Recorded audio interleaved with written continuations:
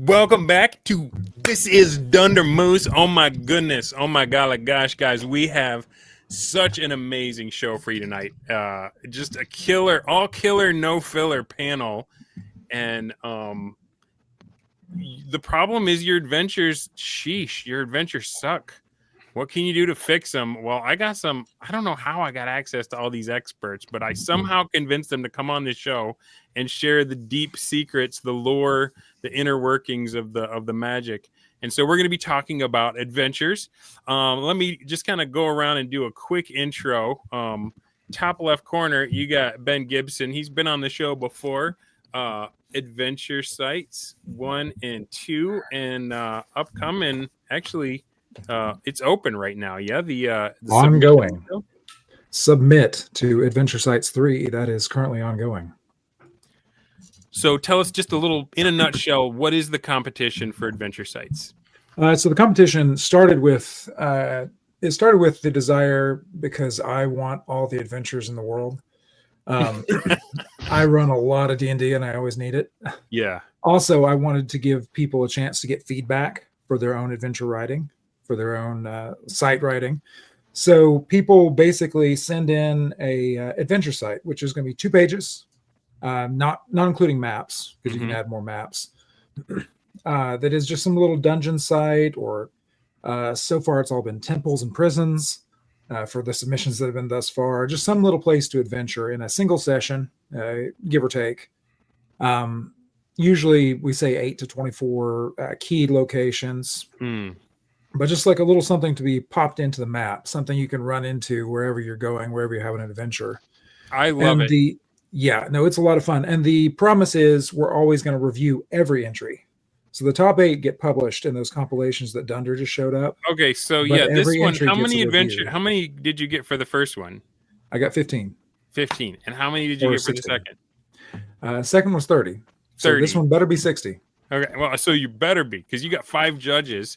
Now, does each judge have to read everything, or do you split them up and then bring your top ones to each other, or how do you? All of us read everything. I am the only one who has signed on to publish publish a review for every single one. Okay. So I'm already reviewing the ones that come in. I always give, I review a crap ton of adventures anyway on my blog. So I just review every single adventure that comes on in. Several of the other judges have their own things. Owen Edwards has a booktube that he'll actually just review the adventure sites over there too. All right. Well, all of us just vote. Speaking of Owen Edwards, I think he's the reason that I found out about this little gem. This is called the Night Wolf Inn. I've got Anthony Huso. It's pronounced Huso? Yeah, Huso. Oh, Huso. Okay. See, that's the problem with always reading and never talking, right? I got Night Wolf Inn. Now, this one actually was part of your home game many moons ago. And I don't know how. Yeah, back in the 80s. Back in the 80s. And you kind of did the same thing I did, where you got away from the hobby for a bit and then you came back to it in college. And you're like, I wonder if these guys would like this stuff. And you busted it out and they went nuts for it. So that's the only one I've got of yours other than this one, which is also I'm going to need some help on the pronunciation. I've been saying Gelwin. Yeah, that's right. Okay, that's how you say it. Gelwin Fall. I mean, that's how I say it, so yeah. Right on.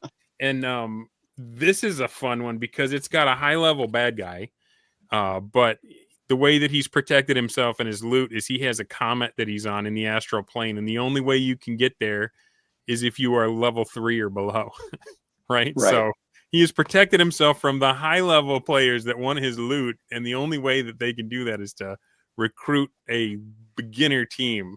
So I thought that was a really interesting take on an adventure. And yeah, it's kind of contrived, but I mean, you can kind of make it work if you put some. Well, yeah, I like that. You can have it as a starter for just a few and give them just an out of this world, kind of like a teaser of what's possible in the game, right? Because you're starting off in the astral, gravity doesn't work the same. Everybody's got a big silver cord behind their head. It's amazing. Yeah, I've run that one quite a few times, and every time I've run it, it has proved to be quite a bit of fun. So, right on. And you're famously you have a big intro in Night Wolf where you talk about first edition, and I was still playing 5e when I picked up Nightwolf. And I was like, oh, I don't know, am I gonna be able to, mod this over and that kind of stuff. And that was before I like discovered first edition, and I'm like, oh my gosh, this is I would not sully these adventures by dragging 5th over them. I need to learn 1e so that I can play this correctly. So that's been the path that I'm on. I kind of fit in that niche really well because I'm kind of Baroque and dense and kind of offbeat. So has it cost you? For me, I feel like sort of the outsider here. I have to admit that I'm not very well versed in a lot of the modern stuff that's out there, because I came back to the hobby in 2014, and I wanted to run a local game. And I'm getting to that. I'm getting to your question, but Okay. just the setup for it is, I kind of saw what the cool kids were doing, and I thought, nah, I don't really want to do this. I'm going to go back to the AD&D books, and I sort of benchmarked a little bit with what was out there, and then nothing really fit, and so I said, okay, I'm going to write my own stuff. And as I started writing my own stuff and polishing up stuff that I had written back in the day, when I was a teenager, and in college, I thought, man, it's kind of a shame that my players don't see all of the stuff that's there. So why don't I go the extra, 90% and polish it up for publication and see if it sells, like who knows. And so the answer to your question is that I have never, I am not doing this to make money or to publish. My incentive is not to publish, not to be well known. It's just, hey, here's stuff that I play at my table. This is stuff I wrote, and if you like it, you like it, man. And there it is. Right on. Well, we got a comment. Bob Jester says, I love Huso's Castle of the Silver Prince and A Fabled City of Brass.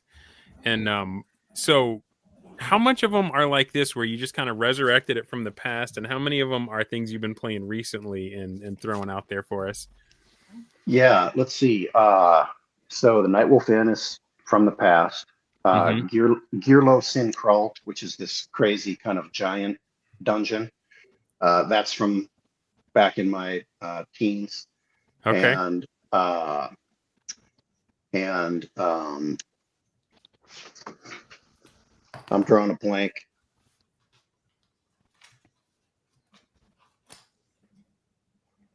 You've got a lot of stuff out there. Right. The Mortuary Temple of Esma. That's the other one. So there's like 3 of them that are from, back in the day, and I pulled out the spiral binders and, polished it up and whatever. Awesome. Okay, I want to ask you way more because I'm a huge fan, but we're going to keep going around the room. In the top center of my screen, I don't know if you guys are laid out the same way as I am. We got the Wonkee. Is it the Wonkee or are you the one, Wonkee? the only, the Wonkee? Yes, indeed. There's not many not Wonkies. Yeah. Right. Hey, thank you for having me here. I'm super stoked to be on this show, talking with such a great panel. I am the Wonkee. I've been a full-time illustrator within the indie RPG scene for like 5-6 years, something like that now. Mostly doing a lot of cartography work, black and white line work, that kind of stuff. Over the past maybe decade or so, I've been developing this my own homebrew world setting called Bellifallow. It's a grim, dark, gnarliest, nastiest thing you've ever seen. I kind of specialize in high octane survival horror. I'm super inspired by old school stuff, specifically the works of this guy over here. I'm very thankful to have trained under the best in the industry, and so recently I started off by putting out my own publishing company, and actually finally found the balls to start putting my own work out. So here we are. Right on. Yeah. Okay, and then going south from there, I've got Matt DeMicco. I gotta say, man, I'm used to seeing you on a horse. Yeah, so seeing you indoors. I tried to get him in the shot, but he wouldn't come upstairs. Right on, man. So tell us a little bit about what you do, and yeah. Oh yeah. So started out. Actually, I got really back into the hobby with Greg Gillespie's Dragon Slayer. I had been playing a bunch with friends. Kind of got out of it for years. Clayton, Greg met Travis and the Wonkee on during the playtest. Actually, started thinking about publishing some of the stuff that I had used as homebrew for years and years. I've been playing since like early '80s. Yeah. My first launch was Massacre Grounds. David Beatty, his Weird Frontiers setting. Absolutely loved it. David is a firefighter. I'm a retired police officer, so we have a little rivalry going. Reached out to him, said, "Hey, how about I write something?" And he was just like, "Okay, submit it." So like a couple days later, I submitted it. He was like, "Oh, I thought you meant months from now." I'm like, "No." So Massacre Grounds went to Kickstarter last year or the year before. Did fine, got it out there. Did the setting for with mail port mirror. That just went. So that is more DCC and Shadow Dark. Right on. Then I helped out with the dungeon dwelling creatures Kickstarter and my add-on adventure Siege on Gnome Island. I said it. I got Gnome in there. My first AD&D 1E character was a gnome illusionist thief. So gnomes have his name was Foam the Gnome, and gnomes have a special place in my heart. And I'm sorry that we triggered you, Wonkee. Well, you know what? Let me see if I can get her to come up. I have the Wookiee. That's the dog. Come here. Yeah, this whole show is going to be about triggering the Wonkee. It is. They're going to be coming for me, man. I live out in the woods. Yeah. Let's see if I can get her up here. Come here. Oh, she's not going to do it. Yeah, we're going to spend the rest of the episode talking about Jeff Rowe Johnson. No, I'm just kidding. Oh, fuck. Does she look like a Wookiee or what? Oh, man, that is a Wookiee-looking dog. What a cute pup. Oh, yeah, she is. What a good dog. Oh, she's smiling about it. She's like, ah. She's like, I get to be on camera. Totally distracting. Yeah. I didn't bring the horse. I brought the dog.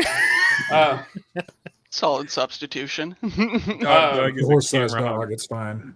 Yes, it's a big dog. So the latest thing going to Kickstarter next month is X-Crawl Rodeo. Nice. Which is something I wrote for Crawl for the Cure. We had so much fun writing it. Joey Docile, the artist, had so much fun drawing it. And then we play tested it. And we were just like, hey, we just started out as a room at one event. And then I just wrote the other 8 events for Rodeo. It's got an X-Crawl twist, and the creatures are just as much as a star as the Rodeo contestants. And it's pretty fun. So that'll be going to Kickstarter next month. I'm not as familiar with X-Crawl. I know DCC's the fantasy game, and I know they've got the mutant crawl, right? Mm-hmm. How would you describe X-Crawl for people who've never? So if Dungeons and Dragons was a sport, and it had social media, it had media coverage, and it was in a modern era, kind of like American Gladiators, that would be X-Crawl. So it's the brainchild of Brendan LaSalle. He's done a great job with it. I think it's several years old. It went to DCC a few years back as a Kickstarter, and then I think it's got a good following. It's a really fun kind of mix of old school and new school. I mean, you've got selfies and media and other stuff involved. So I mean, it is interesting. Your traditional, sword and board, magic user type stuff. It's more, like you said, you're in a modern era, you drive a car, you get out and you go down into a dungeon. And the dungeon is set up for competitive thing. So it's really off the wall. It's really loud. It's really, DCC. There's big swings. You either like it or you don't.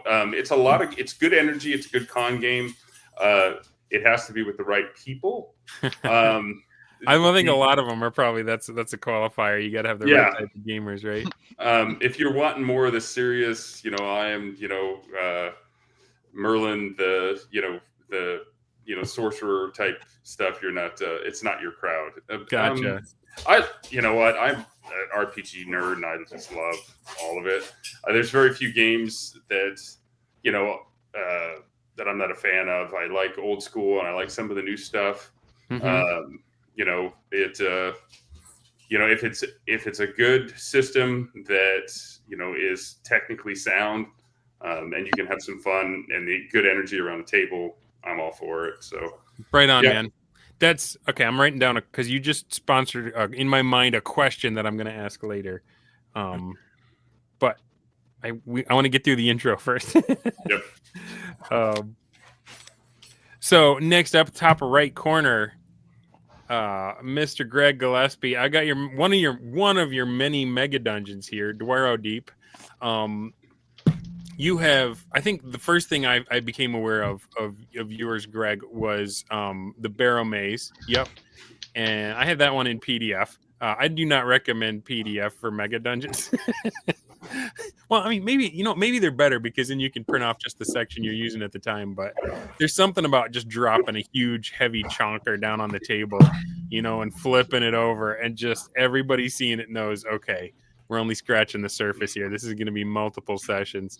Yeah, everyone's got their Gillespie books out there. Over Greg. got the yellow spine. But then you went on to create your own game, right?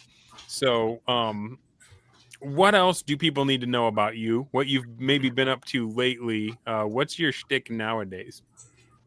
I'm still working on the same project. So the Mega Dungeon project was always designed to be a 6-part series. So 4 are done. And along the way, people said, you know what, we would really like the campaign setting. So I intended on doing the campaign setting at the end, but people want it now. So that's what I'm working on right now. All right. So there's like an overarching setting that's going to connect like Highfell and yeah, they're all located in the same game world, my home game. Right on. Let me catch up real quick. Ear Trumpet has been struck by lightning. Thank you for the $1 due, man. You are a constant supporter. I'm glad to see you every time in the chat. And Dungeoneer with the super sticker. Thanks for that, man. Appreciate it. He was on a recent episode of This is Dunner Moose. We were doing after action reports on a large bronze team that happened. But now we come to the man of the hour, Travis. Is it Fauber? Is that how you pronounce it? It's Fauber. Fauber. All right. See, you read things, but until you hear it, you need to get it right. This guy is proactive, y'all. I was on that other one, and I saw Travis in the chat, and I was like, oh, man, you win a lot of these competitions with your entries and such. I would like to talk to you about adventures. And then immediately after, he's like, hey, just following up, you want to put something together? I'm like, yep. And he's like, I got some guys. I'm going to put it together. I'm going to bring them on. So it's like, this thing just kind of came together, and it's because of this guy. So, Travis, tell me about your adventures in adventures. How did you come to kind of create these things? How do you get better at it? What brought you to this moment, sir? In adventures particularly, I don't know. I just I kind of like just go back to basics, and I mean, if anybody watches my post that I put up, that I'll start drawing out the dungeon before I even know what I'm doing. Okay. I may have like a vague idea, and a lot of times I will do that randomly with common sense, why I'm doing it. But I mean, that's a lot of it's I just pretty much write from my personal experience and just things I've encountered, whether it's from like LARPing, research that I've done on a particular subject, or just I'll pull like a bunch of different modules and works that other people have done, kind of like and especially like with maps too. I was just going to say that I remember in the last one that you had that Alexander Macris said you got to be like a magpie. I'm a magpie. Like I have maps of like hiking trails, stuff like that for inspiration.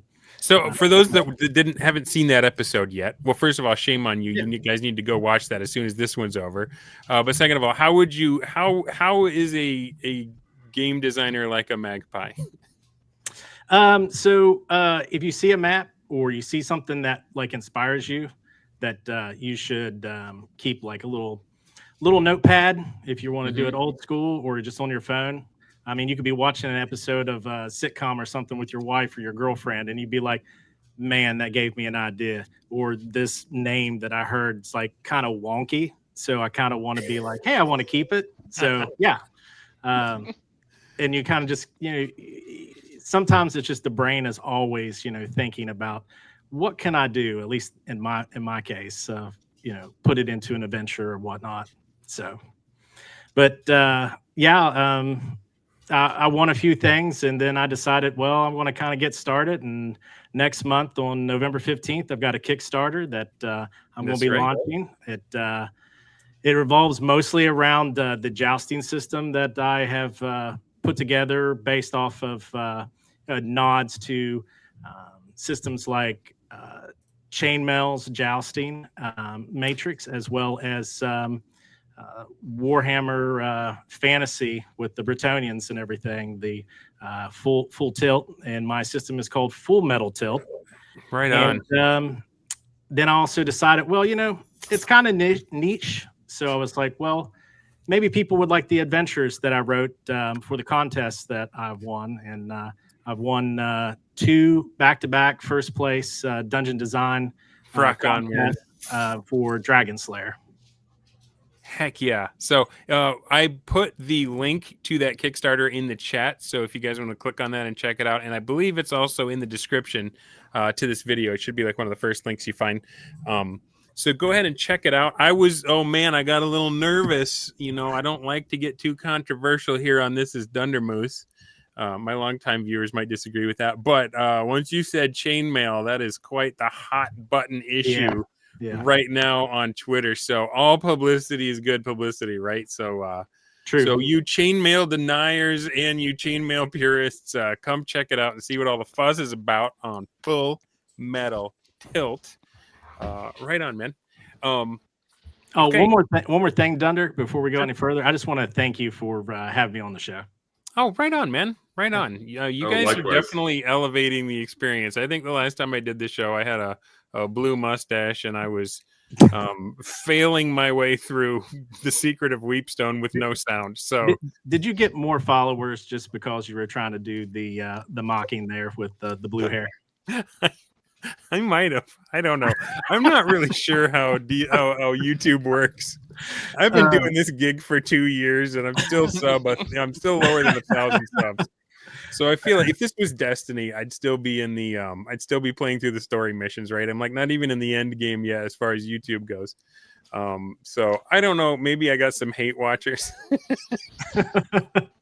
One can only hope. I didn't. So my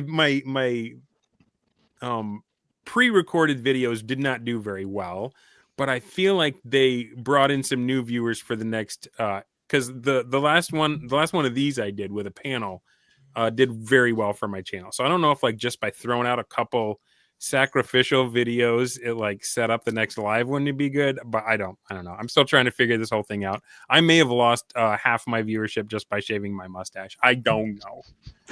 It was family picture day, y'all. What can I say? Anyway, all right. So let's get to my first question, and I want to go around and hear from all of you on this. Archer's best friend. He says, "Best Beck Me Just for Men commercial." See, his hair is not blue anymore.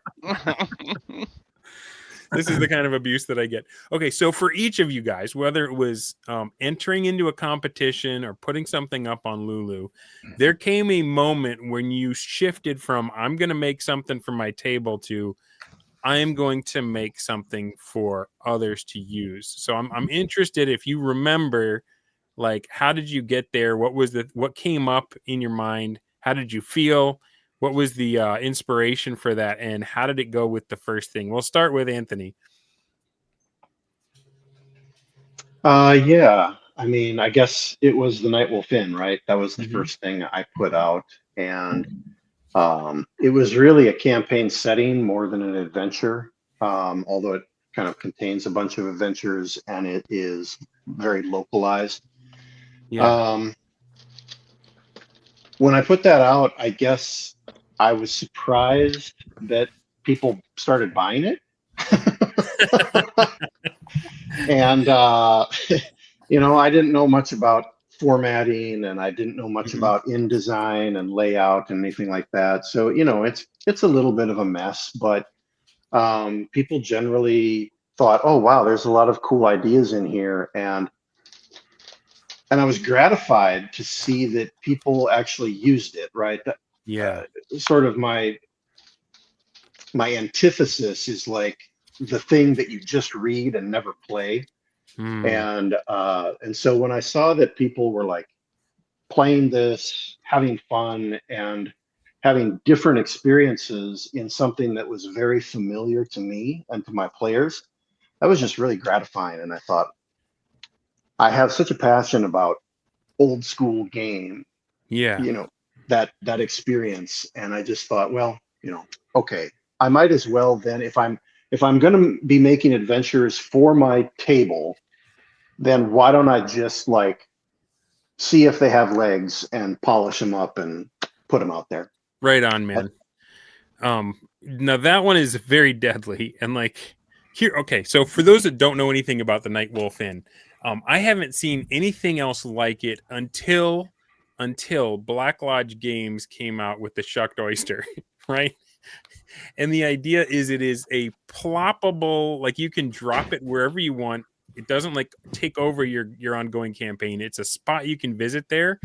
And the Night Wolf Inn seems like a safe place. It seems like downtime. It's like you guys can become members there.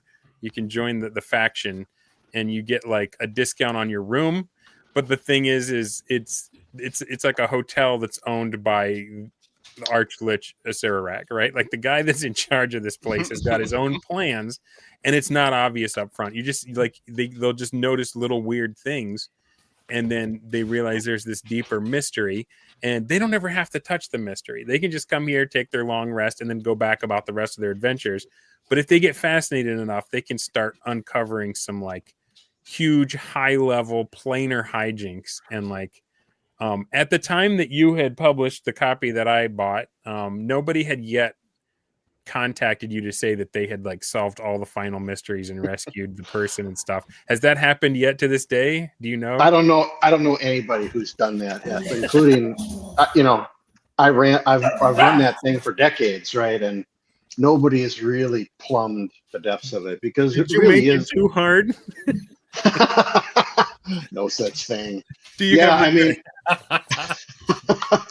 no, I mean, it functions more as a hub, right? Yeah. And so there's always, I think the fact that when you have a deeper mystery like that, you don't ever have to really explain it. It just it deepens the setting. It provides the nuance and the motivators for the NPCs, and that framework, you don't really have to fuck with it, right? Sorry, I don't know if I can swear here. Fine, man. Express yourself. You just did. Right. I have the power. Yeah, so I guess that's my feelings, right? Yeah. It's let the players do what they want to do, and have you ever like had to sneeze real hard, and then like you go to sneeze, you like gasp in twice, and then it goes away before you can sneeze, and then like you just have that kind of mild disappointment, like you're glad you didn't go snot. I'm sorry for your loss, because that's a really cathartic moment. So, are you worried that you're giving DMs that with this, like that they're like just waiting? Oh, please go for that next clue. I can't wait to show you how awesome this is. And then like the player's like, okay, we're gonna go check out the goblins in the mine. You're like, oh, yeah, no, I almost sneeze out. I'm not the guy that moves the cave, right? Like, oh, yeah. You know what I mean by that? Yeah. So you just they'll let it play out, and if they want to know what's going on, they gotta earn it. 100%. Yeah. I will say too, like there is a door in the bottom of the coat closet that if one of your players goes down there, they're just there for a year. That's right. Like and this is high Gygaxian 1E, right? So like if you're doing 1-to-1 time, that means that player, they need a new character, and if you want the original one back a year later, you got to come like when the moon hits it just right and get back in there and get the guy out. Yeah, I do take some. I do take some flack for. I don't know if it's flack, but I mean, people often say, "Wow, that stuff is really deadly, and it's kind of mean and whatever." And I love it. And I would say and I don't want to speak ill of Gary in any way, because I met this guy. He signed my Dungeon Master's Guide, and to me, right on. he is like, man, he is just like the greatest. What he gave to us and to our society and all of this. D&D to me is like one of the greatest creations because of how it establishes friendships, blah blah blah. But Right on. I do feel like perhaps Gary liked to fuck with players and just like cause chaos and lead them to believe something and then ambush them and whatever. And I would say that I'm sort of antithetical to that. I do like to telegraph as much as possible, provide subtle warnings. And so those kinds of setups, yeah, there's a huge downside, but I do try to like give some hints, during play. So yeah. Well, and I think that's going to be a filter. I think there's a certain player that's just going to bounce right off of that and be like, thanks, but no thanks. And I think there's another type of player that is going to be like, I am taking this world a lot more seriously because it's dangerous. Like the stakes are higher and it focuses them and makes it matter more. When you have stakes. And I don't know if you know what kind of player you are until you have something like that happen before you and you have to decide how you're going to deal with it. Some people are going to wrinkle their nose. Yeah, I just had 2 sessions ago. I'm running the Castle of the Silver Prince campaign. I mean, I wrote that for my local guys. And one of the players, who was our executive producer at the studio, all the guys that play with me are professional game designers. And in some cases, they're the creative director of the studio. And so I kind of have a tough crowd, right? Yeah. And his 11th level thief reached this one location and picked up this emerald tablet and vanished, right? And he's now imprisoned in Asmodeus's prison on the 9th plane of hell. And so, he's sad because his character is kind of taken out of the mix, and thankfully we have a stable and he's got an alt that he can play. But yeah, that stuff has real gravity, and they feel it right when it happens. Right on, man. So hopefully, I mean, he's sad, but hopefully he's still interested in the campaign world, right? Yeah, absolutely. His other characters are interesting and they've been leveling up, and so. Right on. All right, let's keep going clockwise. Ben, you're up next. I don't know if you remember the original question, but it was the moment when you stopped making stuff just for yourself or your friends and decided, no, I think I want to put this out for others. What led to that decision? How did it feel? And how did it go the first time? Actually, I think it was, I've always loved sharing stuff. I've got a lot of writing on this internet for a different grognard habit. We used to play Civilization 4 play-by-email games over at Realms Beyond, and we would live report Civilization 4 games with screenshots, descriptions, everything. The ones that, I mean, these things lasted for months and months and months. So we'd always share that. Civ 4 is still the best of the Civilization series. I'll fight anybody about that one. But yes, so I always love to put that kind of stuff online. I've always loved to put that stuff out there. So I was running a campaign. Well, see, the saddest thing is my very first module is the Fall of Whitecliff, which is kind of like Stone. Yeah, it's kind of like Stonehell for Mega Dungeons, except for the regional adventure, because every section was basically a one-pager that all linked together. It was all in a region.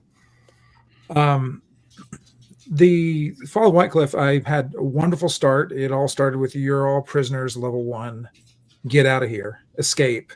There was a nasty Castellan that everybody hated, and you had a desire for revenge. But beyond that, it was a big open region. People just play in it. And so I built all this, and then that particular group, people wandered away. And then, I've actually, I had all that prepared. I was like, you know what, I'm just going to keep on doing it. And so I play tested every part of Fall of Whitecliff, but I've never had it as a complete campaign, all of it together. Yeah.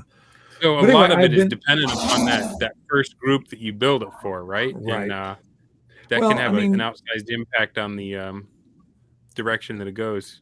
A little bit, because it's not, you know, like it's the thing is, if you're going to do a sandbox as an adventure, you know, it's going to be there's going to be a lot of different ways to approach it, and people do. I mean, they escape from the fortress. There's two different ways to escape from the fortress. You can, you know, eventually be running away over land, or you can get smuggled out by a smuggler to a different set of islands. And I've had two different groups go different ways, even out of that initial. So you have a big, heavy region that everybody can do adventures from. But I had also been reading a lot of 10-Foot Pole, Bryce Lynch's reviews. Yes. And so a lot of his adventure conveying stuff I've been absorbing. So I was like, you know what? I bet I can do a really good job of showing how this adventure works in technical writing side, as well as I think this is a fun adventure to play. So I kind of worked on it. I talked a little bit with Bryce about it, and he was incredibly impressed with it. After I released it, it actually got one of his best back when that meant something. Dude, yeah. So your first attempt got a best from Bryce Lynch from 10-Foot Pole. It did. That's yeah. It was huge. And after that, people started saying, and it was really cool. People would actually go, "Hey, you're the Fall Whitecliff guy." I still get that from time to time, which is great. That was like 9 years ago. But anyway, it was just a lot of fun to put it out there. I put it out, pay what you want. And I put it out there basically, hey, if you enjoy this, consider kicking in a few bucks, but please download it for free and play with it and get something valuable out of it first. And that's been that's been how I've done most of my publications. So there's been a couple where I've paid somebody else to do cartography stuff. And so if there's an art budget, it'll be a costed one, but most of my stuff's pay what you want, just because I love putting out there. The first desire was to share it. And it turns out, hey, people were like, hey, we like this. We got a lot of stuff out of it. I've had a lot of. So what does that do to you when your first thing is liked? That's got to be like going up and doing stand-up comedy and the whole club is just dying laughing, right? You're I got to get more of this in my life. Yeah, it's great. I mean, the biggest thing for me is that people have fun at the table. I have ranted and raved about how much I hate adventures that are fun to read. That everybody says, hey, I enjoyed reading this, but that nobody ever played. So for me, the reward wasn't, hey, I like this. The reward was the first person who said, hey, we played through this and this was a wonderful several months. That was the big one for me. Not the, hey, this was interesting. It was the person who said, hey, we played this and it rocked. That's what I'm always interested. That's what I'm always interested in. Ant's nodding along to that one. You guys are both on the same page with that, I think. Right on. Yeah, well, thanks for sharing that, man. So, all right, the Wonkee, you're next going clockwise around the screen. The first thing you published, and how did it go, and how did you feel about it? Oh boy. So I have a little bit of a different story than most because I have only had anything published for less than a month now. I put out my very first zine on, I think it was like the 10th of October here.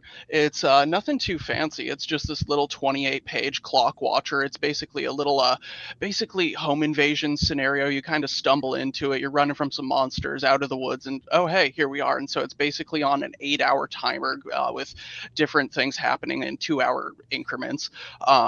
But basically, this is just a small little kind of test sample thing for my big ongoing project I've been working on for 2 or 3 years, His Heinous Harvest, which is this massive mega adventure. It's kind of a mega dungeon with a bunch of side little modules tacked into it. So it's basically this fucked up, corrupted colony that's lost in the backwater regions of nowhere.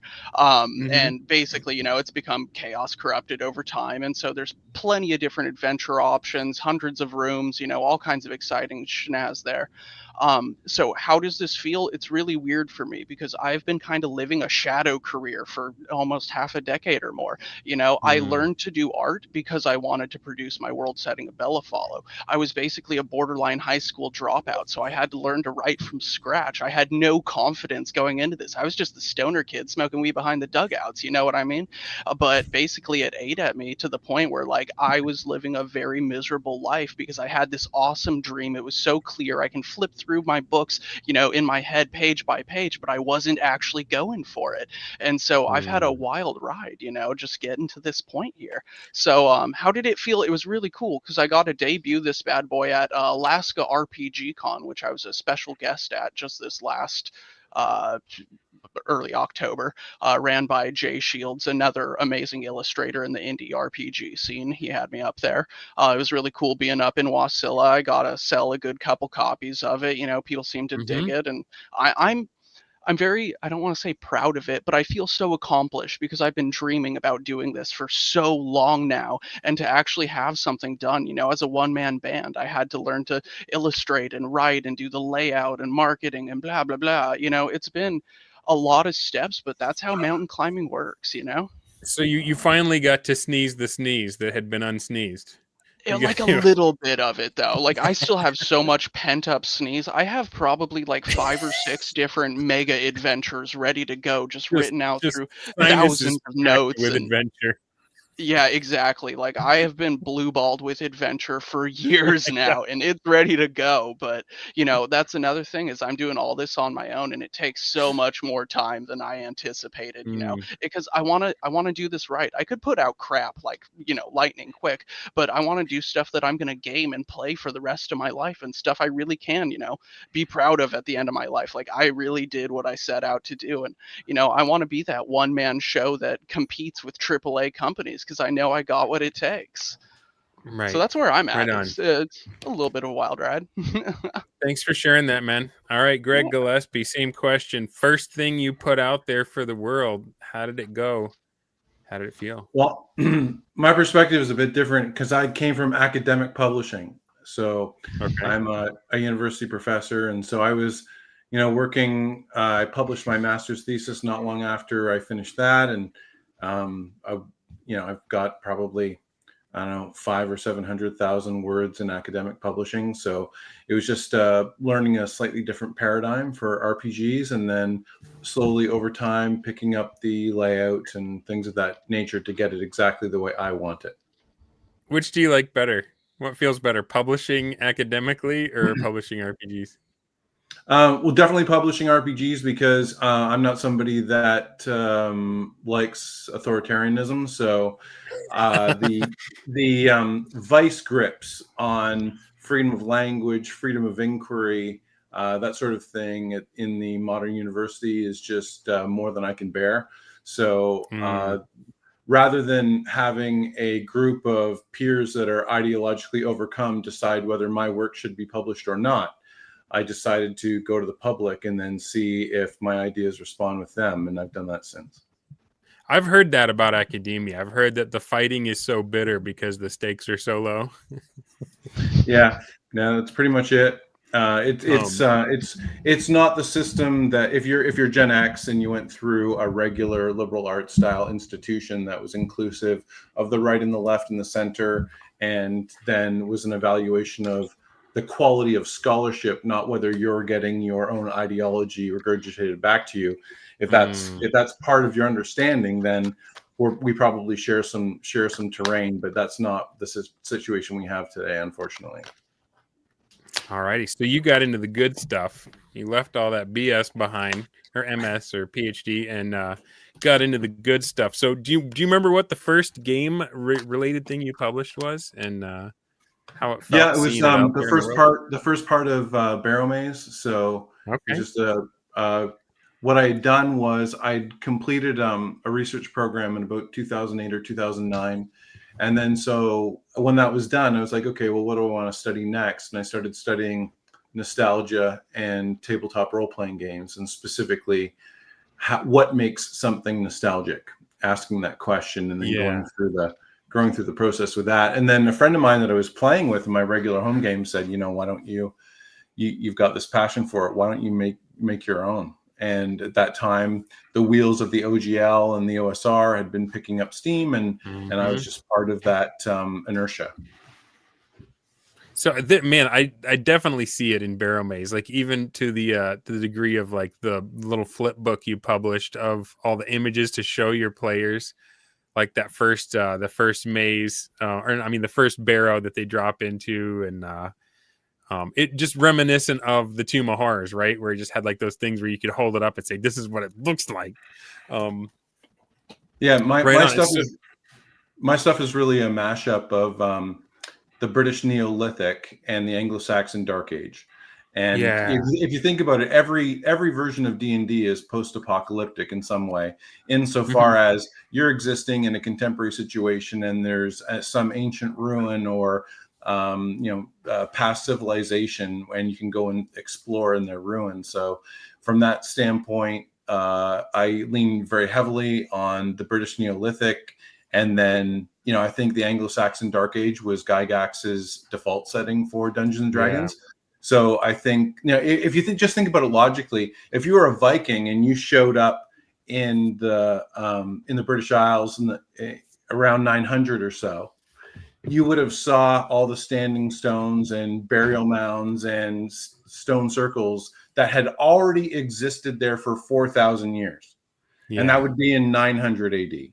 So you would have looked at that as a Viking and gone, wow, that's pretty impressive. Ancient, so, I kind of see the same. I see the interplay of those two time periods being important to all the stuff that I've done. And it's important that if you're thinking about an adventure or you're revising an adventure, what informs your understanding of fantasy. And I've said for a long time, there's the mistake that Wizards of the Coast has made over time, among their many mistakes, is that they've divorced medieval and fantasy. Yeah. And now because they're self-referential, things become increasingly fantastical to the point it doesn't make any sense. Now, this was immediately apparent to me the first time I opened up like the 3E books and I saw Dungeon Punk, right? Like nobody's going to be swinging a sword or a hammer with big spiked shoulder pads and that sort of thing. And I was like, that just doesn't work for me. And so then that just encouraged me to go back to the original text, Gygax's vision, Arneson's vision, and try to extend that and stretch it in ways maybe they thought of and maybe they didn't. There are certain images in this that are my absolute favorite for that. Like I'm here on what is this, page 35, and it's like I don't know if you can see them. I think there's a couple eyes up there in the dark looking down on this this perspective, cross-hatched. And then a couple pages later, you've got like this staircase, this crumbling staircase. And I could not figure out who did the art for those, because I think there's a couple more like that in here. That's just so evocative. It's an Irish fellow by the name of Stephen Thompson. He does a terrific job. He's not always available, so I always try to make sure I'm in his queue for when he has a few days available. Yeah, I feel like, well, I mean, I don't want to go on a whole side talk about the art, but art is so important into giving the even if the players never see it, giving the DM the game feel that they want to present at the table. And I think that's probably where WotC's getting a lot of hate for some of the art that because a lot of people say, well, who cares what the paintings look like? It's the rules, it's the but like there is a certain amount of it's almost like in a negotiation where you throw out the first number and it anchors people. Those images can be anchoring to what type of experience you're going to have. So yeah, that's one of the reasons why in Into Deep I have all the I think it's 150 unique gutter illustrations. Yeah. And the point is not just because it's fun for me, because then I get to match the art to the page, but it's also inspiring, just as you mentioned, for the DM or the person running the game. If they're excited, then they're communicating that in an excited way to their players are getting excited. Now you have some energy at the table. But it's important that if you want to compete, that you need to think pie in the sky. Like, what's the most awesome, coolest thing I could possibly do? And then how much is that going to cost? And then can you do it or not? And sometimes you just throw caution to the wind and you're like, oh yeah, I'm doing it. And just because it'll extend the life of your work and it will appeal to people. And then you tuck little Easter eggs and things in there. And then there's a subtext to the main text, and sometimes there's a subtext to the subtext, And that's the kind of depth of engagement that I think people are looking for. Right on. Sounds like somebody else had an idea in there. Go ahead. I just wanted to say real quick, if I could, I ran Barrowmaze for the guys at my table in the early days of getting back into the hobby, and it was so good. Oh, thank you. Yeah. Right on, man. So, did you get that kind of feedback from your first thing when Barrowmaze came out? Like, how did it hit, and did that make you want to keep going or rethink? Yeah, it your life, was kind of surprising to me because like people just immediately gravitated to it, and I think part of it was the name, and part of then the art, and then once you get into the art, and that gets you into the material, and it's also I think along the way, there had never been a themed mega dungeon in Dungeons & Dragons before. There's lots of, box sets and things like that just aren't coherent.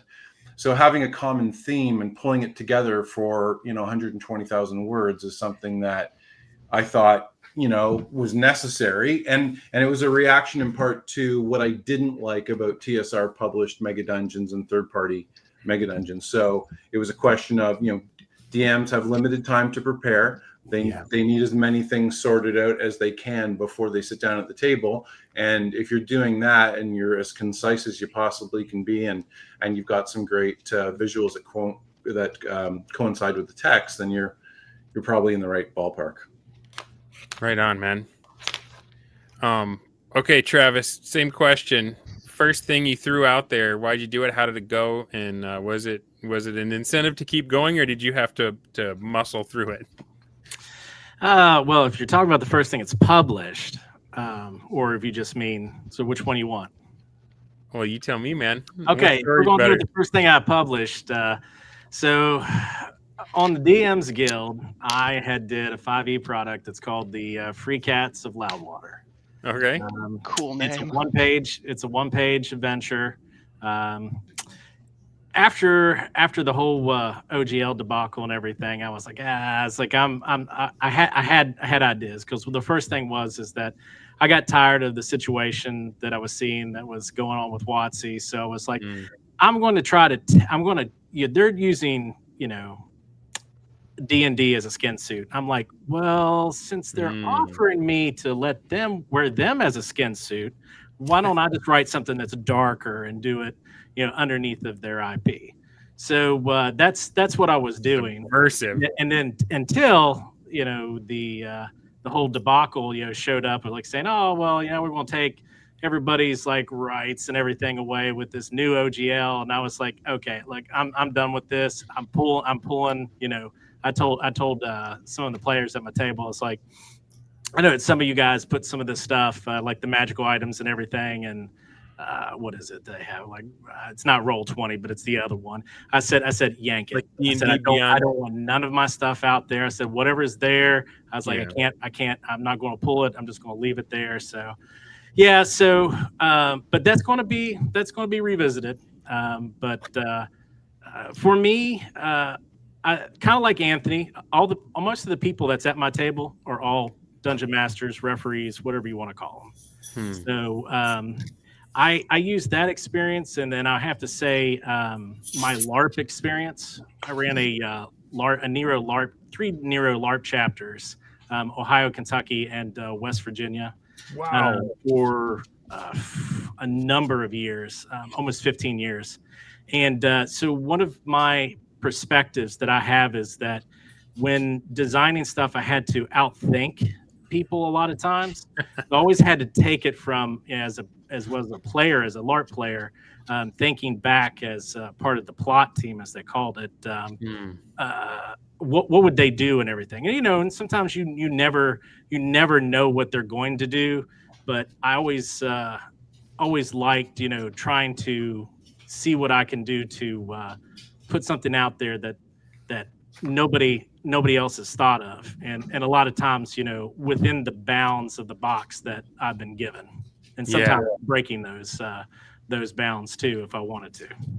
But I love yeah, it. that's just been my experience with putting something out, first time publishing. But hopefully this time around it'll be a little bit better. So how did the Cats one feel? How it hit compared to maybe some of the I gotta say, winning back-to-back competitions, that's got to be a high. Yeah, it is. It is. I look at it this way. It's like I've kind of like found my niche on that, because like I was not happy with like 5e. I mean, actually, as soon as they like start saying, "Hey, we're going to like mess with the OGL," I was like, "Okay, I'm writing my own system." I still am. I mean, it's still something that I toy with. I mean, you can ask Matt; he plays at my table. We play with it, and beta test it and everything.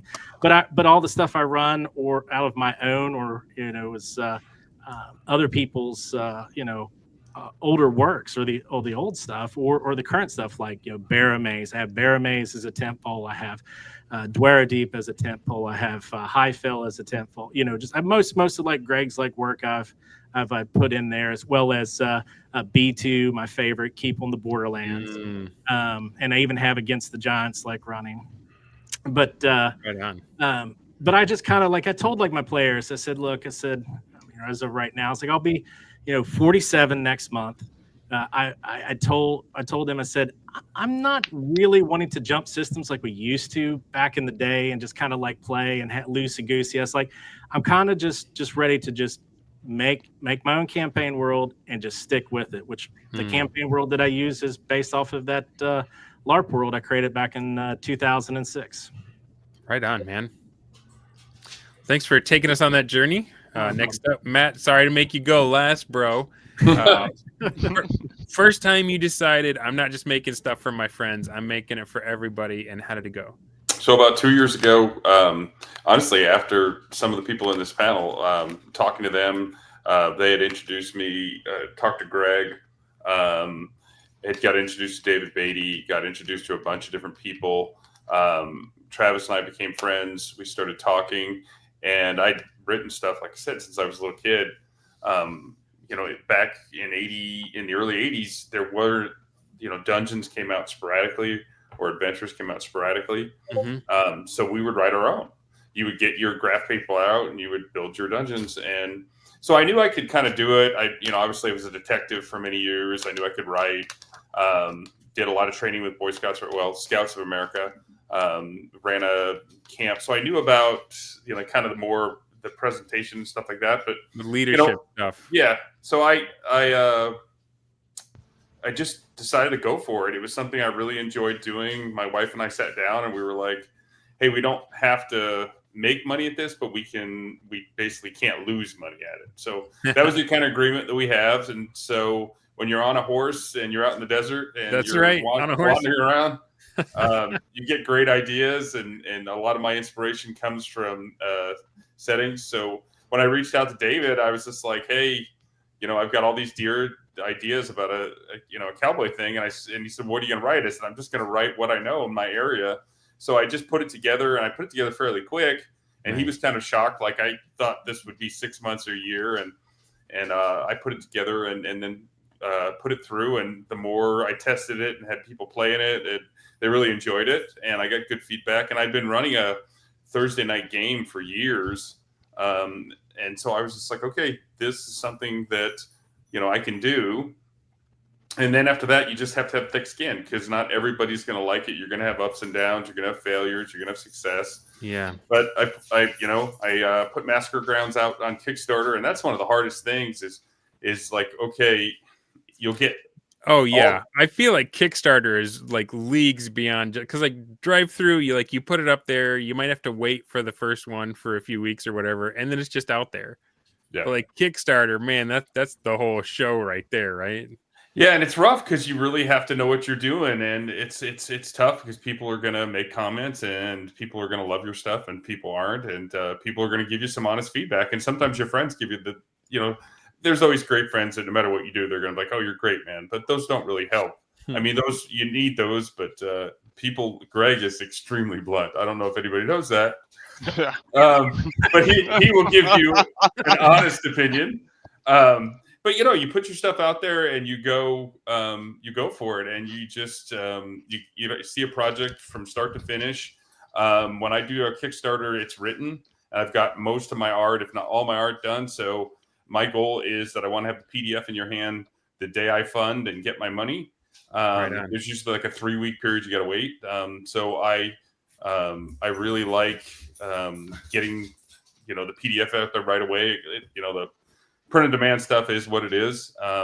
So yeah, and then it's feedback, and you'll hear some people absolutely love your stuff, other people don't like it, some people think you talk too much, some people don't talk enough, and you just enjoy it. I mean, it's just more. I think somebody already said it. I write stuff that I want to write. So my Massacre Grounds is basically my adventures growing up, except we didn't have zombies and chupacabras and crazy stuff, but it's all me wandering around in the superstition and local legends. And when I started doing the Western stuff, it was like, okay, so how would I do this? And so I went into Haunted Canyon this weekend, and I'm taking notes the whole time. And it's a ride. You ride past the Pinto Mine and ride back in there to the Superstition Mountains. And if you probably saw some of the pictures on there. Yeah. But I recommend. Apparently my dogs are going to say hi. I just use everything I can do as inspiration. I went down twice on the horse. So I'm on this ledge, and, Travis and I have talked about like, okay, how do we make adventures more real? Yeah. And so it's like, I'm riding on this little cliff, and we're going around the edge, and all of a sudden the trail just gives out, the horse goes down. And I was like, okay, I'm either going to go over the edge or I'm going to go down. And I'm like, well, I'm going down, I'm getting off. And, luckily the horse was okay. And so I took some of that stuff and just enjoyed it into an adventure. It's just, it's just a matter of experience. My stuff is mine. A lot of the characters are based off people I know. I think when you write what you know and you write what you love, it's like people, at least there's some buy-in with it. And it's just a matter of, after that, you hope to make enough on your first one to maybe do a next one. Yeah. And what we didn't talk about was, how much money you make. It's not great money. You're not paying your mortgage. I've heard if you wanted to make a small fortune in RPG publishing, you need to start with a large one, right? Yeah. If you make enough to go to your next publishing, I love art. When you work with an artist, and like Greg already said it, you bring their vision. So, working with Joey, we're from the same part of New York. He's from the city. I'm from the city. He's from Brooklyn. I'm from the Bronx. And we started talking. He came out to visit, and I was just like, this is what it is. Like, go for it. So once you start working and having those sessions and stuff, it's like, this is a labor of love and what you enjoy. Yeah. And it's just, you just continue to think, okay, what's next? And for me, it was really easy. The first time, the main thing was just getting out of my own way. And then I'm used to going from start to finish in a project. And you realize that like, that's what version 2 is for. And I see him clapping away, and I've been encouraging him because I really want to see Heinous Harvest come through. But you can really get in your head. And I tried not to. I tried to just keep it simple, stupid. And, I get feedback from people. And, I think each successive adventure I put out, it's getting better and better. And then you surround yourself with good people and take good advice. So one of the things I take from your story is just how much of your actual real experiences you put into it. Oh, yeah. You're writing from a place of knowledge. And I got into a disagreement online with a guy named Barrowmaze. Seems like he and I disagree on just about everything except for role-playing games. But he was dogging something about 1E. And I was like, no, man, 1E is great. And he's like, this part's not realistic. I'm like, well, how do you know? And then he sent me a picture, and like the dude is swimming in a river wearing chainmail. I was like, all right, fair enough. I have never put on a full suit of chainmail and gone swimming in a river. Was it aluminum?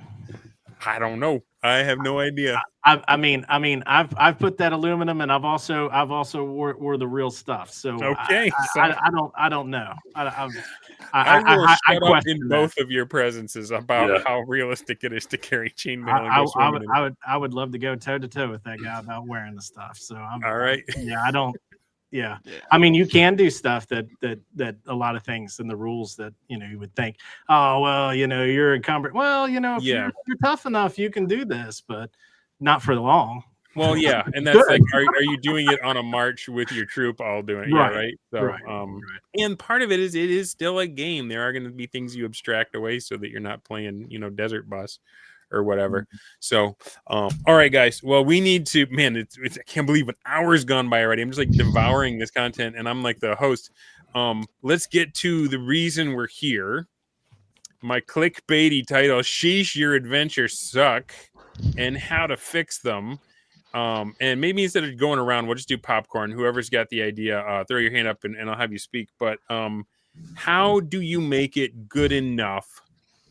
Because there's like good enough for your guys, right? They love me. They're going to show me some leeway. We're still going to have fun. And then there's like good enough to put it out there, good enough to maybe compete in a contest.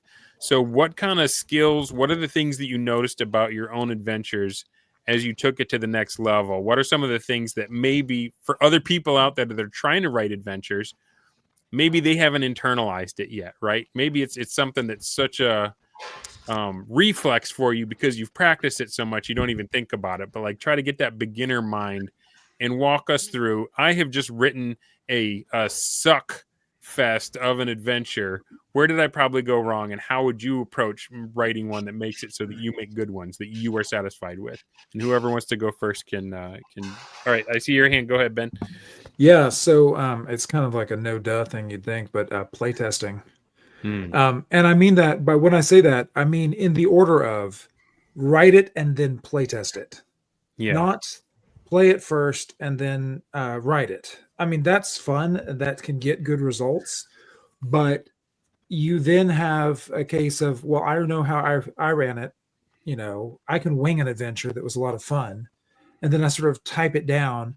But then if you don't have the play testing, if you don't have that reading from the page, then you're not gonna be able to translate it to somebody else, because you're trying to get somebody else to be able to run this. It's not just you. Now, it's really clutch if you can get somebody else to play test it. That's wonderful. Yeah. But that requires friends, so I'm not going to assume that in this hobby. But if you can even play test it with just you, it's good. If you're in a severe pinch and you cannot play test with a group, even play testing solo play is better than nothing. So that's probably my biggest Would you thing. say there's assumptions that you make when you write it that you don't really understand until you play it and then it becomes obvious? Yes, there's a huge number of assumptions. Travis is nodding on that one. Yeah, you just automatically assume all this stuff. I will add to that. Then take it to conventions and then run it with the randos. I mean, you get all kinds of people that come up. I mean, let's go back to where you were talking about my first published adventure. I have seen people run that so many different times, and the only situation, and this is so funny, it was my wife and my daughter. Frontal assault was the answer. And I don't know how. I don't know why that worked. Where you would think that sneaking around doing this or burning the barn with, even though they don't know the children are at the top of it. Ooh. I mean, just all this stuff. And it's like, I've seen every situation, and I'm like, the only time I've seen people rescue all the 4 kids was frontal assault. Wow. And that's only because, I mean, it was also scaled, but I mean, for 2 players with a retainer, and then, it's just kind of funny. But if you do take it to the table, you'll find, to other tables, go to the convention, run it, see what people say. Just what does that feel like? Does it feel good seeing playtest, or is it like horrifying where you're like, oh no, I had no idea? Like, is it a sick feeling? I'm going to jump in on that one. Do it. So it can be a little bit of both, because first off, what everybody said is very valid. You want to have somebody else run your stuff because you'll cover your own mistakes. Unknowingly, you will cover your own mistakes. I do it all the time, and I'm like, this works.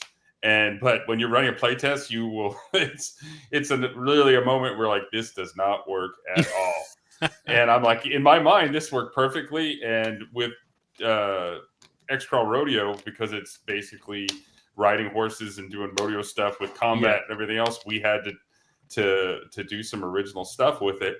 I rewrote it 8 times with the play mechanics, because the first mechanics I could have swore were going to be great, and then when we got into it, I was just like, this is just monotonous. Like when you don't make your rolls, you have somebody who's making 20 rolls in a row and still not making. It's like that's not fun. So then we had to keep going after it. So yeah, when you're playtesting it, you're not just looking for kisses on the cheek telling you you're great. I mean, it really does. When it bombs, it bombs. And then, you just got to figure it out. But the good thing is now you've got an audience of people that are going to be like, okay, what would work? And most people, I mean, especially people that playtest are opinionated, and they really do give you some good feedback. So, but yeah, when it bombs, it's not a great feeling, because it's like, well, this worked when I was running it. Well, yeah. And that's the other thing is like if you're writing fiction, everyone can read it, have their own experience, and let you know how it went for them. When you're writing something that, I mean, if the DM is good enough, they might be able to paper over some cracks just because of their skill as a dungeon master, right? So, yeah, I mean, it'd be hard to really challenge your assumptions without. That's why you want to have somebody else run it, because you'll paper over your own mistakes, and I do that quite often. Or I'll just pivot. I think one of the recipes that I'm trying to do is, and Travis brought it up, is that you want to be able to, you don't really want to tell a story and have people just go through on the story. You want them to create their own stuff. And so when they create their own stuff, they need to be going left, right, center, up, down, whatever. And you have to kind of broaden that out. I think a well-written anything has different, different points in the compass, and they can go, and they should.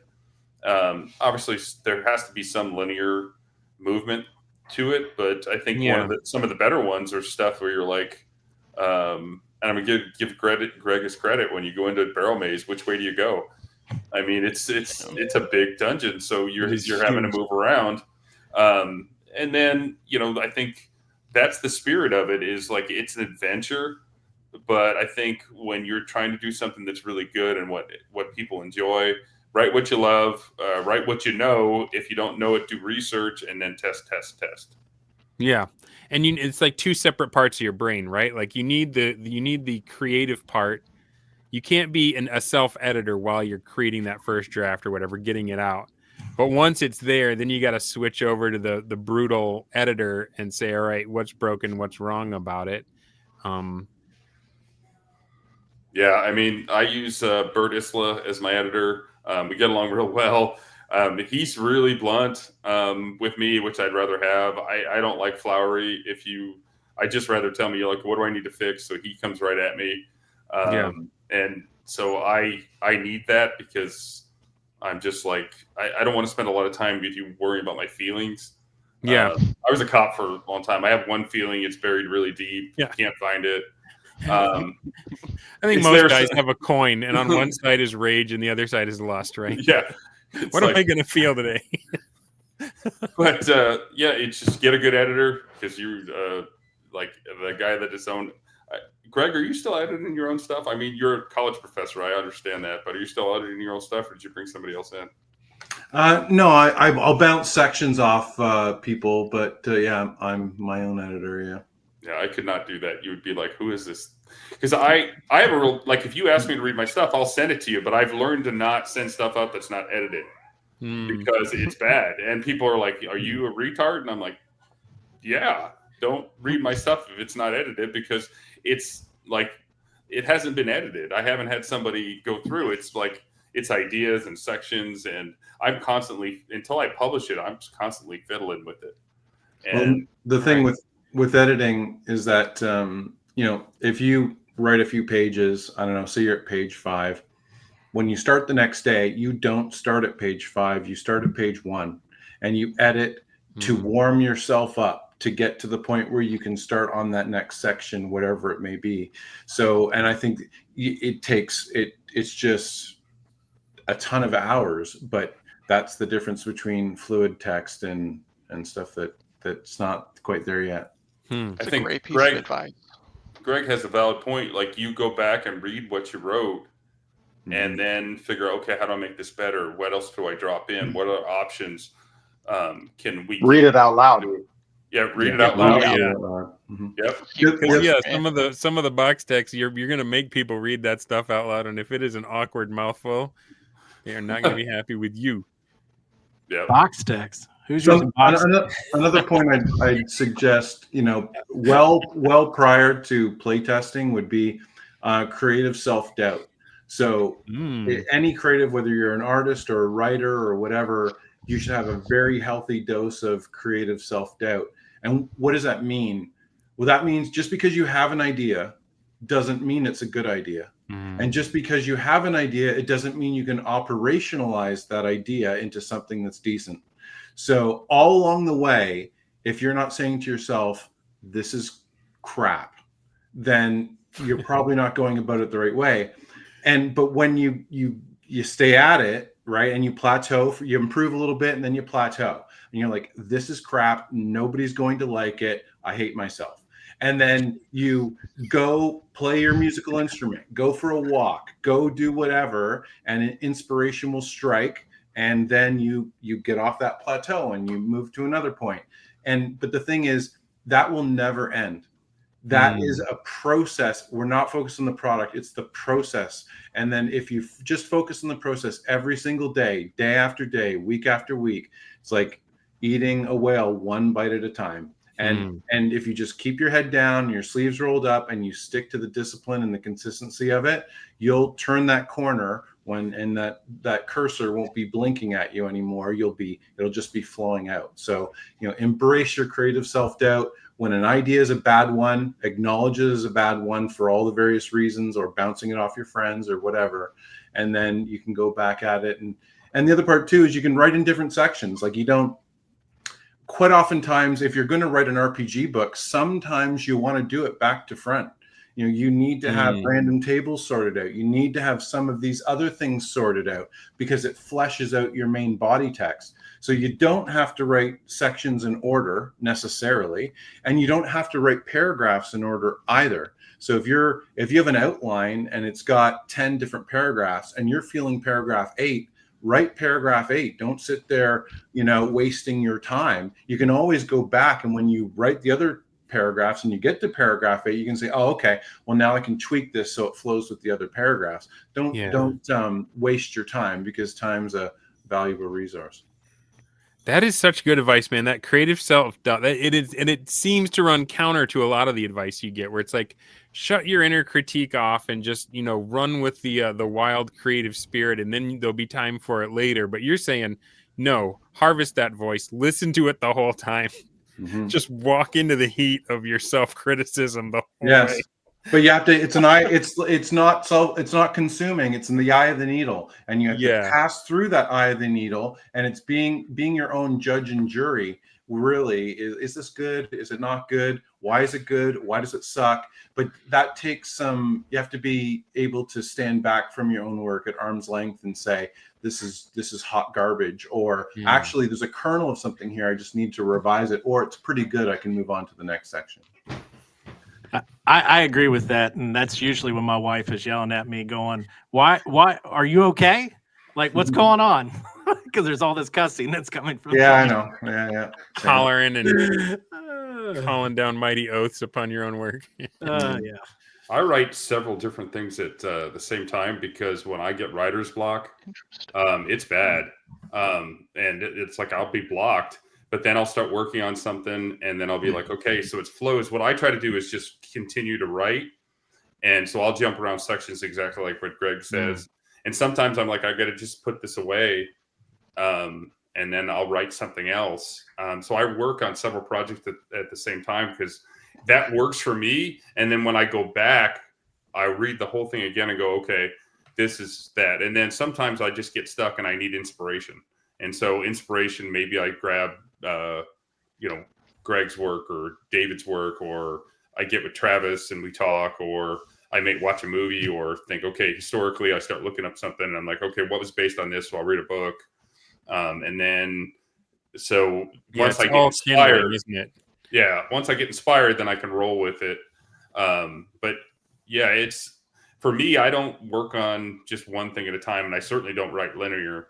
If I did, I'd get constantly stuck, because you're just stuck. And that will come to you because maybe, your big boss needs a henchman, because you're like, how does he do this? Well, maybe his henchman does that, but you can't think of that because you haven't you're up here trying to get to the boss. So a lot of times it's like, write what you're inspired about. And then I really like what Greg said there. I think it's, really good information but also don't be afraid to start working on something else.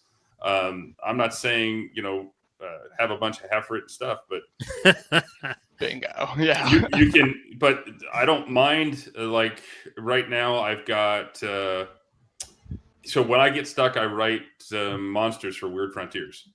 Okay. And when I'm out on the horse, I get stuck and I try to hold myself to 2 monsters. Well, I have over 100 monsters, original monsters written out in a monster manual. Well, it couldn't be a monster manual because that's monster manual. But I just do it when I get stuck. I'm like, okay, what can I just do to kind of start writing again? And whether that thing ever gets published, I don't know. But I just kind of think, okay, what's some cool stuff that would attack me riding the horse through the desert or through the woods or whatever else? And so I'll just get something and I'll start writing and then let it go. It's kind of I have my own weird process, but it works for me. But yeah, I have several projects going at the same time. Right on. I don't Love do what that. you're saying. You don't? Yeah. I just see Greg snarly. He's like, no, That's not what I do at all. I mean, there's a universe through a telescope, and there's also a universe through a microscope. And I think I won't need to explore both, and I need to zoom in, and then I need to zoom out, and back and forth. And so, and the other part too is, whatever inspires. Make sure if you're writing, you're in a environment that's free of distractions. Turn your phone off.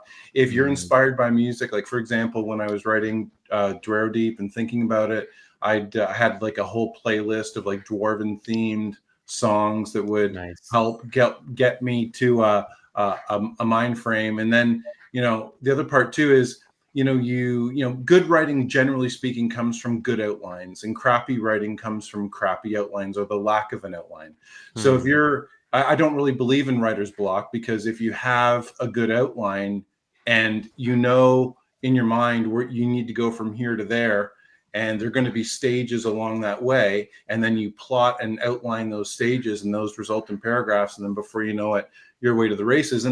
But it's also, writing is in part exploration, in that, okay, well, now you have this outline, but okay, wait a minute, I need this other paragraph that explains something else in between, and being open to that as you go. So you've got a bit of an outline and you can hear the melody, and now it's just a matter of writing the lyrics to the melody. I like that.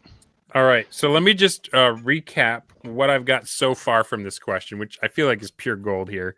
Write it first and then play test it to challenge your own assumptions and figure out where it was weak. Editing is key. Creative self-doubt, just almost to the point of self-flagellation, but not to the point where you disincentivize yourself to keep going. On the heels of that, mustering your internal passion, protecting it, writing the part you're passionate about right now instead of slogging through something you don't care about to get to it, to avoid writer's block. And then the value of an outline to do that. What else? What have we not talked about yet? Like, I'm looking at Ant over there, and I'm thinking about like some of the ideas that I've read just in the 2 works of yours that I've got were just jaw droppers. How do you know if your idea is big enough? How do you know if it's fantasy enough? Right? I feel like fantasy and science fiction, we're both going for that same sense of wonder, right? So how do you cultivate that in your imagination? Well,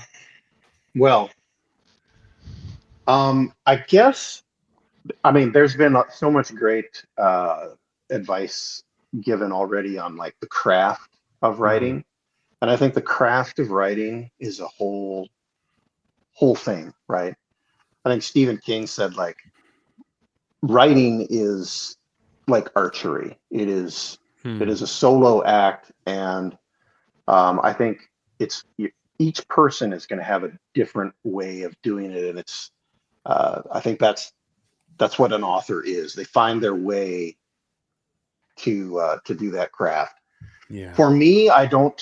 For me personally, I don't struggle with a lot of self-doubt per se, but I do am constantly, and I think it's because, you know, I've worked in video games for 20 years, and I'm constantly questioning, how do I bolster this thing? How do I take this concept and more fully integrate it, you know, rather than always writing something new, underscore, and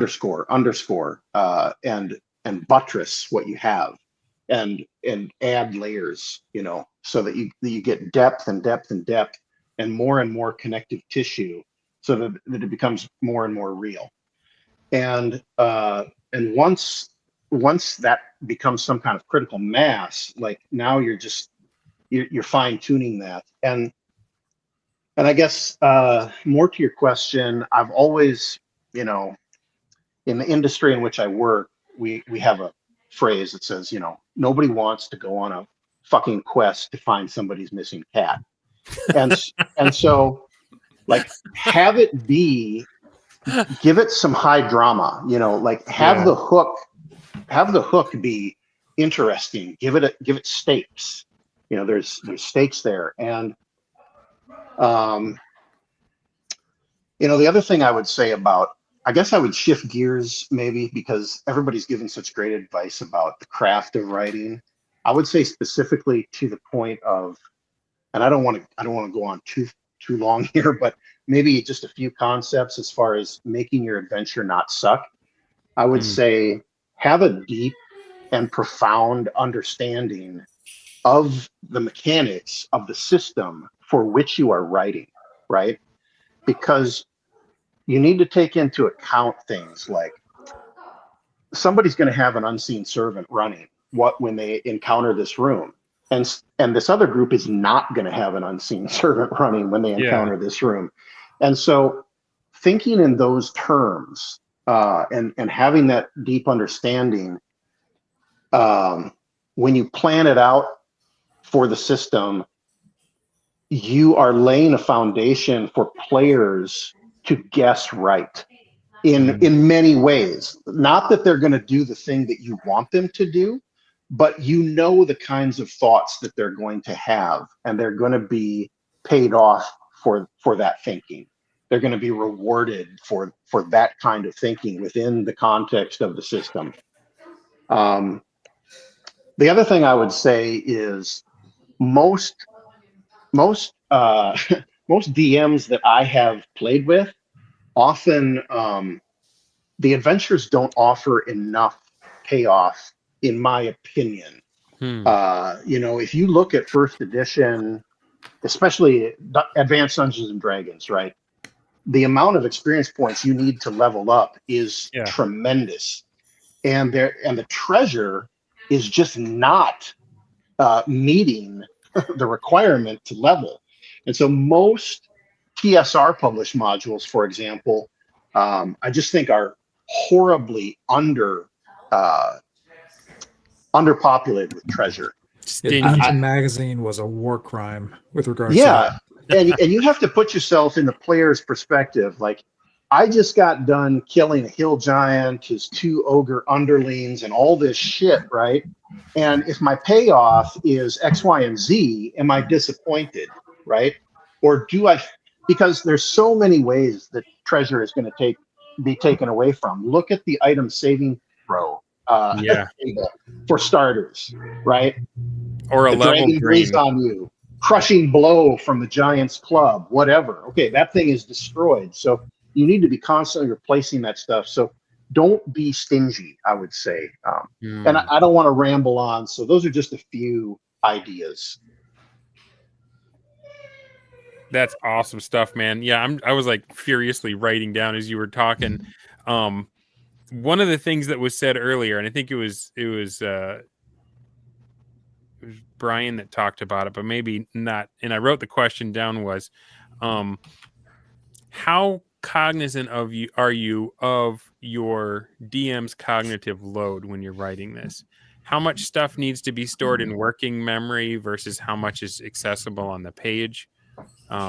I feel like I've read a few adventures that start off, it's just like a tiny little town, and it starts off like 100 years ago, and I'm just like, you lost me. These guys are gonna stumble across this hex and they're gonna move on. I don't have time for what happened 100 years ago, so is that something you even care about, or are you like, no, as a game designer I've got other priorities than to worry about what the DM can or cannot hold on to? We haven't heard from you in a while, the Wonkee. Is that part of your internal calculus? Yeah. So one thing that I always try to keep in mind when writing, and I run a lot of games, especially at conventions and these kind of things, is I think it's important to remember that these are tools we're producing. Yeah, it's really cool to read a book and look at the pictures, and it's nice to have it well written.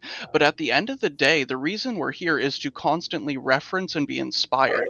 And so having these books of adventure modules, whatever we're doing, have them be easily referenced at table, have them be able to be flipped through in a way that makes sense to where the appendix at the end is where I'm going to find these roll charts.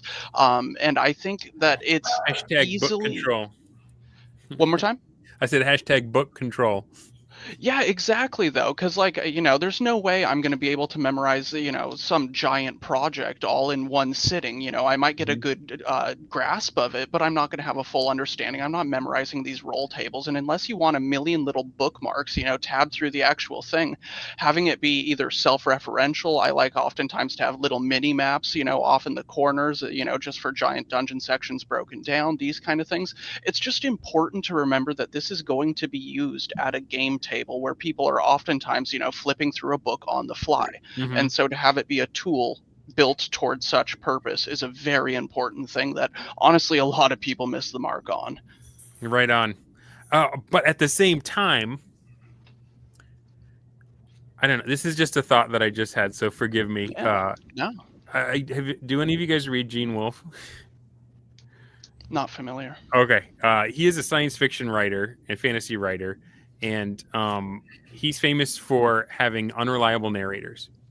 And he's famous for having parts of the book that aren't told to you specifically, that if you think about it hard enough, and if you are an intelligent enough reader, you will have an entirely different experience with the book than someone who's not reading it on that level. Right? And even to the point where the second time you read it, it will be more satisfying than the first time. And so I'm looking at Anthony over there again, just because I love Nightwolf Inn so much. It does tell you, hey, you can't just flip this thing open and start playing. You need to read the whole thing. You need to have a deep understanding of what's going on in the background before you drop this module on people. I don't know if you're I should say, I think that's important too. You should have a good understanding of the adventure you're writing or reading before actually dropping it on the table. Yeah. Sorry. Has your philosophy changed on that, Anthony, over time? Or are you still like, no, if you're going to put this on your table, you got to do the reps to make sure you got it? Yeah, I would say you can view that as either a huge failing of mine. And I'm okay with that. Like, if that's your assessment, I am totally fine with that. But my prerogative is really like, if you want to DM this thing, and by the way, I admit I'm not great at making everything super easy and digestible. It's just I got a bunch of ideas, and I'm kind of like in this movement, and so the stuff that I put out is not necessarily perfectly polished like it probably should be. I'm a one man show, and I just, when it feels the point where I think, okay, I'm not embarrassed of this, I'm gonna publish it and I'll move on, and that's just kind of my prerogative. So I would say, yeah, if you're gonna DM this stuff, you have to love what you're doing. There is no shortcut. Fucking take the time to get acquainted with the thing that you bought and that somebody slaved over, and quit complaining. And if you don't like that, then maybe my stuff is not for you. But that's kind of my prerogative. Well, it's like the lethality thing. It's a filter, right? You're going to draw a certain audience, and you're going to push away another one. Yeah. There's niches for everything, right? So yeah, and I feel like the OSR right now, especially the Bryce Lynch 10-foot pole value system, is let's take a lot of that work off of the DM. Let's put as much on the page so that if it is something, they can just throw it down, have an adventure, and they're not stuck flipping pages, in the moment when the players ask them something they weren't ready for. And I think there's definitely a place for that. And I feel like that strategy is winning right now as far as like what's going to win the competition or what's going to do well in the marketplace. But I do think that there is an audience that appreciates the trust that you put in them. There's a counter argument, of course. And you could say, well, what Anthony just said is bullshit because my time is valuable and please, and I agree with that. Like if it depends on the viability of the product that you purchased, if it's high quality and is it worth investing time in to understand it versus this is not so great and why am I reading this? So maybe the question behind the question is, when you guys are doing this, who is your intended audience? Are you writing this for a beleaguered DM who's just trying to make sure he's got something on the table for Friday night? Are you writing it for the diehard fan that like spends all his time thinking about this while he's at work doing spreadsheets and stuff and like wants something that they can get lost in for a bit? Are you writing it for the publisher that like even upstream of a DM? Are you writing it for the eventual players that are going to play it? Who's in your mind? If there's anybody in mind besides yourself when you're writing this stuff, who are each of you writing these things for? Well, I'll say if you're writing for the publisher, that's probably not a good business strategy. Ditto. Yeah, that's the worst strategy. But myself, I always try to. So I love Anthony's philosophies for the big high level stuff, and that's why I said his stuff is goated when it comes to high level adventures. Because there's a certain point at which if you have a bunch of level 15 AD&D characters, you need high complexity stuff. But if you have just a bunch of level 5 schlubs who are bumbling into a site that they found on a hex map, well, maybe you probably should focus on, hey, can I get all this on 2 pages so that I'm not flipping back and forth? Because I'm also having a weather table. I also have random encounters for the hex. I also have to figure out, oh crap, I have just made up 3 different NPC names, and oh no, they've adopted. Like there's different use cases, and you should basically make these and design these for that beleaguered DM is always going to be the DM at the table. Yeah. But then also the DM who is opening up the book and getting inspired to run something great. And that's, he might eventually get beleaguered, but he's probably going to use some highlighters and some post-it notes. Right. He'll have to get there because in the end, we always just have a couple pages. Most of us can't read more than 4 or 5 pages at once. I only have 10 fingers. But so basically, if you're not running at the table, if there's not some thought at least to how is this happening when I have a bunch of drunk guys laughing and telling jokes while they smush pretzels in their face, that's how it's interacted with at the very end. That's actually in your contest. You say like part of what you're looking for, right? Let me see if I can find the exact text. Focus for something that is usable at the table. A harried dungeon master needs to plausibly be able to seize the site and reasonably present it to his table of 3 to 6 over-caffeinated or slightly drunk murderous vagrants for all of them to have a great time. It's beautiful. I love that. I think the added point to that and having somebody else run your stuff is because you don't want to write it and say, well, he can figure that out, and he can figure that out, and he can figure that out. And after a while, most adventures are bought by GMs, judges, the people that are going to run them. Guys might buy stuff to read, but the majority of adventures are bought. Your main audience is going to be guys that are going to run it or girls that are going to run it. So you're kind of, I do that a lot of time. I'm like, I don't need to put that in there. And then I'll have somebody be like, yeah, you do. And I'm like, well, they should know that. And then the answer is when you're saying that, no, you need to put a little blurb in there. The curse of knowledge. Yeah, it's become, I less is sometimes more, but sometimes more is exactly what you need as far as like to build up your vision so they can run it. So you do have to kind of, I believe you should kind of cater to the guy that's going to run it. The same thing too is, I mean, there's a big difference if you're writing a level 15. If a guy is tackling a level 15 adventure, he knows his stuff. If he's if he's tackling a 0 level funnel or a 1st or 2nd level, yeah, you might have some new guys running that. So you want to probably, I agree with that really strongly. Yeah. I think I always try to think, if I had bought this thing and I was trying to tell myself how to run it, take the time to include page number reference in the Dungeon Master's Guide where this magic item is, et cetera, and, even though I'm not great at making everything super easy and layout wise, I try my best to,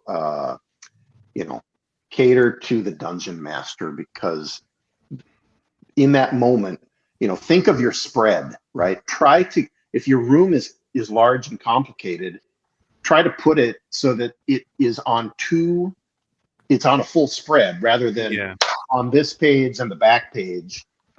It doesn't always work out, but you think of that so that when the Dungeon Master's running this thing, everything is visible on 1 or 2 pages, right?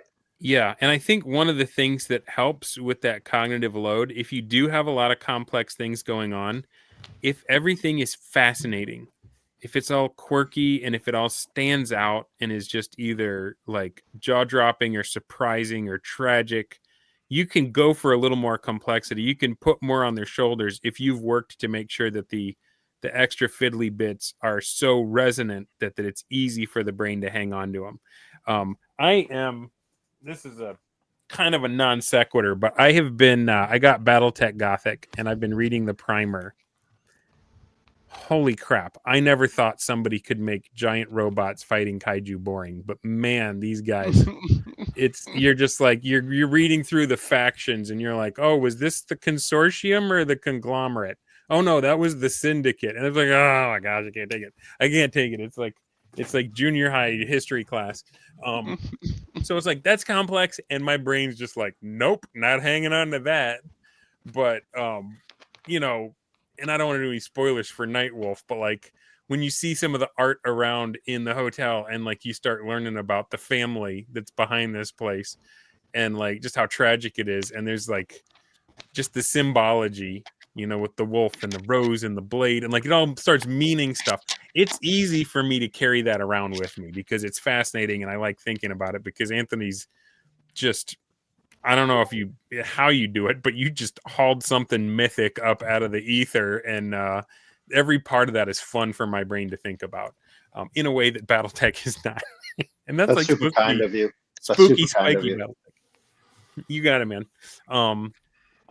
So I haven't heard from the right side of my screen. Travis, Greg, who are you writing for? How much are you thinking about them when you're writing? Are you writing for your own creative self-doubt? Or are you writing for an ideal reader out there, or a player, or a DM? I'll let you go first. Well, most of what I write is a reaction to what I didn't like. Okay. So when we read a book or we look at a film or a streaming show or whatever, and it's like, well, that was pretty cool, but would have been better if they did this, that, or the other. And so that's what I really thought about the published Mega Dungeons, really. And there hadn't been a themed one before, and it's like, that doesn't make any sense to me. So just having maps with random charts does not constitute a Mega Dungeon. So that's really it's as much a response as into what I want to play and what I wanted to see in publication that wasn't there. So I'm going to ask you the same question I asked Anthony. Have you heard, has anyone ever like solved all the way through Barrowmaze and got the Tablet of Ruin and like dealt with Nurgle and all that kind of stuff? Oh, there are people who email me from time to time saying we're at session 160 or whatever. Yeah. And things are going. And, But normally they've iterated multiple times because there's been a lot of TPKs and things of that nature. But the origin of the hobby is in the Mega Dungeon, and so if you want to do something meaningful, if you want to try to write yourself into the history of the hobby, that's one of the ways that you can do it, because that's where it started. Right on, man. All right, Travis, you're up. All right. So all the above except the publisher. So I do write. I do write for the Dungeon Master. Just trying to make the layout and things concise, so that you could just set it down on the table, start playing. I took that from just instantly like reading Gillespie's work with Barrowmaze when I first got a hold of it.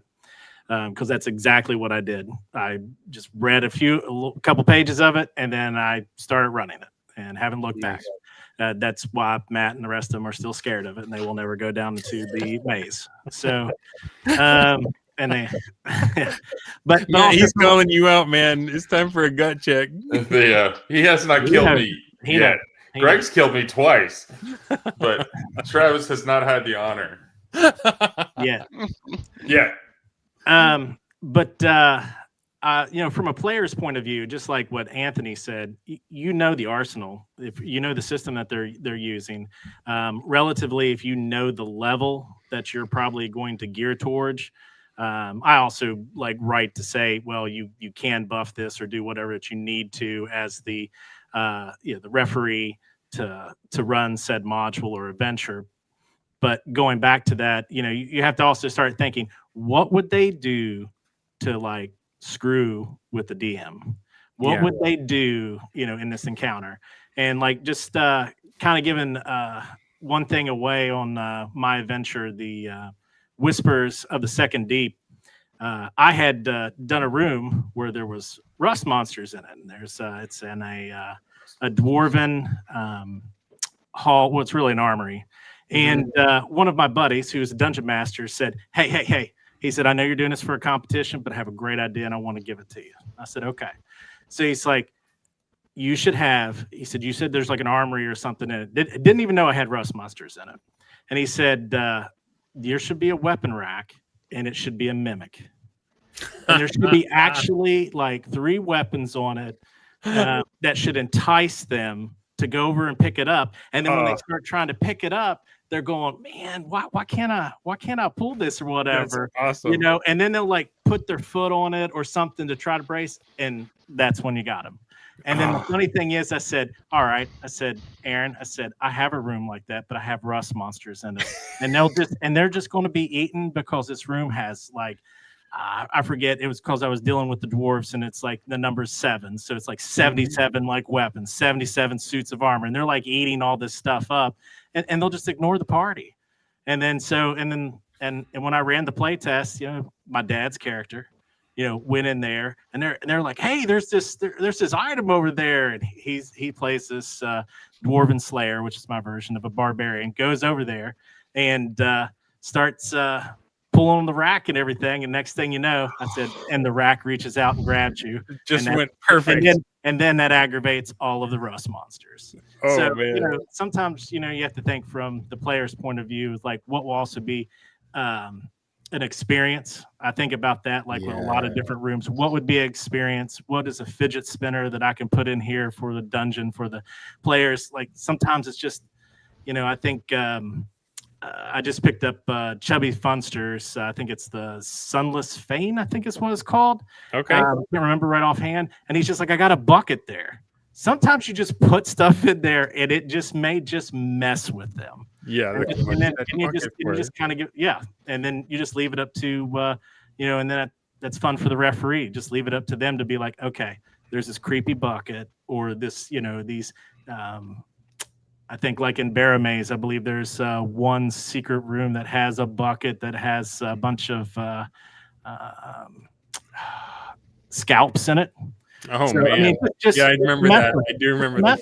Just to mess with them. Just, and sometimes they'll spin forever. Why is this here? What's going on? I remember we were playing in Trilopulus. Jeffro was the DM, and we hit this one room, and like we listened at the door, and he's like, you hear like a cricket noise. And so like we open the door, and it's just this big open empty room, and there's just a cricket in the center of it, just rubbing his legs. And like one of the guys like, I need to go stomp on that cricket. And we're like, okay. And he like stomped on the cricket, and we all kind of held our breath and looked at each other, and it was like, okay. It was a cricket. Right? We were just like all weirded out. It was just a cricket. That's all it was. Exactly. We were like, no, it's going to turn into something, or it's going to get huge. You're going to kill us or something. Nope, you just killed it for no reason. Well, I was going to say only nice thing in the dungeon. Sorry, I was going to say too that I saw where you played like the Secrets of Weepstone, and I did that like in one run. When I got to the latrine, I'm sitting there and I hear like there's the running water. It's over there, and I was like streaming it, and my dad was like watching. We were talking about it, and I said, man, I am not going down there. It's either a second level, or there's something. There's something. I was like, it was signed. It's bad. It's bad. I watched people like do it, but I was like, nope, I'm out. I was like, this is a latrine. I was like, the only thing that got me to do something. I was like, yeah, I'll dig for the gold that's in the poo. Okay, we'll do that. we'll send the kid down. So well, that's why I wanted to jump in the waters, because he was all covered in poo. Oh man, yeah. So I don't know. Hopefully everybody, if anybody saw that video, hopefully you saw my second attempt where I had sound, because the first one, I did not realize that I had no sound of any kind for 15 minutes. Yeah. I watched. The last time I checked, that has more views than the good one. So, I don't know. I'm just bad at YouTube, and I have no idea what I'm doing. But anyway, guys, it's almost 2 hours in. This has just gone by crazy fast. I've been writing down. I know that I could probably do this for another 2 hours and still be pulling pearls out of each one of you, but I do want to respect your time. And for those of you in the chat that have followed along with us this far, how can they get more? If they want more BK Gibson writes, do you want them to follow you on your Twitter? Do you want them to? I know you want them to submit for the Adventure Sites #3 anthology. So my Twitter's good. It's a shared Twitter with me and my wife. I'm the extrovert, so I more often appear to these. Actually, we write together. So she plays. She doesn't run games, but we write fiction, genre fiction together. Actually, if I wanted to get a little thing, we just got published in a anthology called Mercs and Mayhem. Oh, okay. That came out this last week. It's an anthology of short stories. We have a fun fantasy mercenary story, some military fantasy stuff. And actually, in that anthology, there was also another short story called The Tomb of Mammon that was. I really enjoyed that story so much that I immediately made it into a lair in my game. So inspiration's everywhere. So if you want to check that out, it's fun. We've written a lot of novels, but we're only just now starting the publishing train. So that's the first Amazon credit.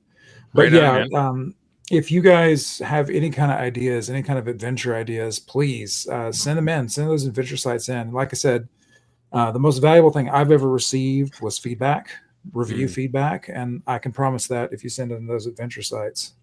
Well, hopefully everyone's watched this. Hopefully when everyone's gotten just energized as I have and like inspired to try to make something, get it. Like everybody up here has put something out in the world, whether it was 2 months ago or years ago. And no, granted, I am kind of cherry picking some of the best, but they all had a great experience, and you probably will too. So go ahead and submit to that competition. Let's move on. The Wonkee. How can people get more Wonkee in their life? Yeah, I think I'm the one and only. So a quick Google will find me pretty much everywhere I'm at. I'm not really too noteworthy on like Instagram or X or anything of that. I do have a new YouTube channel that I just started up pretty recently under The Wonkee as well. If you want to support his heinous harvest, I still am taking late pledges, so feel free to give that a little look up on Kickstarter. I have a coffee page where I post stuff, and that's where you can find my little zine that has a print it yourself option. So if you wanted an actual booklet at home, that's completely free. Right on. Beyond that, I'll be around. I got a long future in this. Heck yeah, man. He's the original Wonkee, says D&D Dead and Son. Welcome, D&D Dead and Son, by the way. Good to have you. I love it. Greg, are you on Is there an X? I don't know. imposter? I don't know if Greg, if you're on X or if you do Facebook or where your thing is, but how can people get more Gillespie? Well, I moderate the OSR group on Facebook, so you can join there. Right. Or there's a Barrowmaze group or a Dragon Slayer group as well, and those are the best places to find me.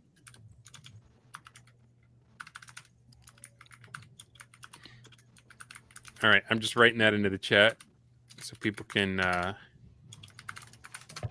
right, Travis.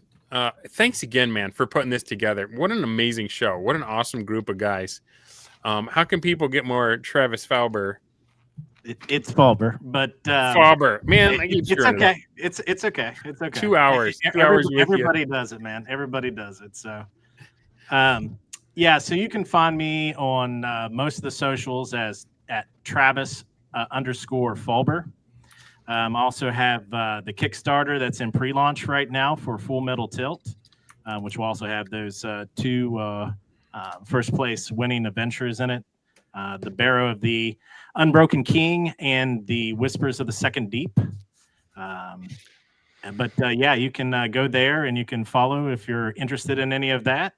But just kind of like the Wonkee said, I'll be around and I hustle, so you'll see me on there. All right. Well, can I? We still got some time, and I'm dying to ask. How did you do it? How did you win a competition back to back like that? What do you think made the difference? And this is not a time to be humble, or we need to know the secrets. So you let us know. I wouldn't be humble about it. But, I mean, I'll be honest. I'm going to say this too. Every time I turn around, Greg talks shit for me, so I don't necessarily have to be too humble because he's like, "Oh, well, somebody's got to bring your A game because he's just going to win it again." So, what are you guys going to do? Is somebody going to come forward? So, and like I've said before, I just want to get one more crown, and then I'm just going to continue to write something for the not necessarily the contest, but to celebrate every April, and to just be like, hey, I'm done. Somebody else can win it. But well, let's talk about that contest for a second. When does it open? What does it take to submit? Yeah, Greg, go ahead. It's your contest. So it's just a dungeon design contest. There's 2 pages. It's just an elaboration of the 1-page dungeon, and so I offer books and whatever as prizes, and the purpose is just to get people creating. And so anything with Dragon Slayer is backwards or forwards compatible with any version of TSR D&D. So that makes it applicable if you like running 1E or you like running BX, you like running 2E. It's all the DNA is cross compatible. But Travis has a very clear sense of what he wants to do. Everything's clean. It's easy to understand. And it has the dispassion that you need to communicate RPG material with key signature moments, and it leaps off the page. And I think everybody that takes a look at the submissions that are on the site would agree as well. He's done a great job. I will say it's also like playing apples to apples. So like the first one I wrote, I thought, well, I love Barrowmaze, so we're going to make the first one a Barrow. And then the second one, Greg said, hey, if anybody wants to do anything Dwarven theme, I was like, okay. I was like, we can do this. Look at your hands. Like, okay, I got one that matches. So I'm hoping he says we're going to do a tower next year. I mean, that's what I would like to do. But, hey, we'll whatever. If he just says, hey, we're just going to do this, I'll be like, fine. I was like, I'll write something. But yeah, I do, research the material, thoroughly. And then, like I said, kind of like him, it's like, I like to put on some music and I just, start drawing the dungeon and see where it takes me. So right on, man. All right. That brings us to Matt. How can people get more of your stuff? Most people, believe it or not, follow me on Facebook under just my name, Matt DeMicco. And I think a lot of those people are attracted to the horse stuff, because it's funny how many people walk up to me and talk about the horse stuff, and they're like, "Oh yeah, you write stuff too." X DeMicco Matt, yeah, DeMicco Matt on X, Instagram, Matt M DeMicco, and then Cranky Clydesdale Publishing on Instagram and Facebook. I'm not too hard to find or get a hold of. You know, if you throw something out kind of randomly on my regular page, I encourage you to, you know, follow me on the Cranky Clydesdale page also. Sometimes I'm a little stingy on who I let in on my main page for Facebook, just because I post stuff with my kids and everything else on there. But most people kind of weasel their way in on that one, and you know, it's enjoyable. And so I'm pretty accessible to most of the platforms. I'm not as great at an Instagram. Just comes over from my Facebook account, so I look like I do Instagram a lot more than I do. But yeah, probably the easiest way is Facebook under either monogram. Okay, sounds good, man. And then finally, Anthony Huso, how can people get more of your stuff or more of the perspectives you shared? How can they follow you and support you? Hey, so first of all, I just wanted to apologize for my in and out. Got a little something going on here. And the other thing is, thank you so much for having me on. And I wanted to say it was so nice to meet all you guys, really for the first time. And lastly, I don't have any social media. I don't have a Facebook. I don't have anything. I've got nothing. So you have to send him a letter. Right. Yeah, basically. I did actually. I put some smoke signals up on the horizon, and he read them. Right. Yeah. We got Matt with the horse. He can deliver it for us. Yeah. I'm a total reckless. Absolutely. Pony Express. Which makes me want more. I'm like, oh, wow. So I'm a reckless. So really just go to the bluebard.com and my stuff is available from there at Gumroad and physical copies on Lulu. So that's it. Right on, man.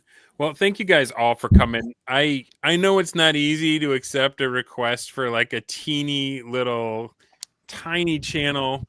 But I feel like we really punch above our weight here on This Is Dundermoose with the caliber of guests that we've had here, especially recently with these last two.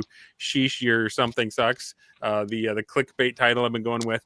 I appreciate y'all for sticking with us for 2 hours now watching this. And I hope that this has been inspirational. I hope you guys get out there and you stop making adventures that suck. You make good stuff like these people. If you want to see more of this kind of stuff, go ahead and subscribe to This Is Dundermoose. If you want to encourage everybody on your screen right now, just go ahead and click on the thumbs up. I know even if I'm not on my own channel, even if I go on someone else's channel, I'm still like clicking it obsessively. Did they like it? Did they like it when I went on Yang Yan Zhao? Did they like that? So give us all some support if we deserve it, if we earned your click for the thumbs up, and who knows what we'll get up to next time. But I hope you guys have a great night and great gaming.